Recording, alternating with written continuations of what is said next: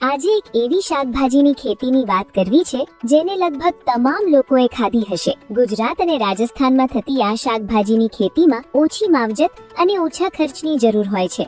આ શાકભાજીનું નામ છે ક્લસ્ટર બીન એટલે કે ગુવાર, ચવળી, લીલા શિંગડા। 1 એકરમાં ખેતી કરવામાં લગભગ 25 થી 35 હજારનો ખર્ચ થાય છે, જેમાં 2 રીતે ઉત્પાદન મળે છે।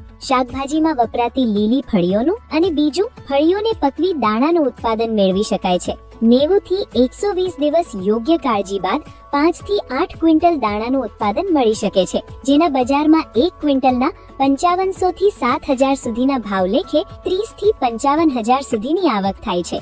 લીલી ગુવારમાં fibre, vitamin A, C, K, iron, calcium અને પ્રોટીન હોય છે, જે પાચન તંત્ર સુધારે, બ્લડ શુગર નિયંત્રણમાં મદદ કરે, કોલેસ્ટ્રોલ ઘટાડે, વજન નિયંત્રણમાં સહાયરૂપ થાય અને એનિમિયા તેમજ હાડકાં મજબૂત કરવામાં ઉપયોગી છે। તો તમે આ ખેતી કરી છે કે નહીં તે કોમેન્ટમાં જરૂર જણાવો।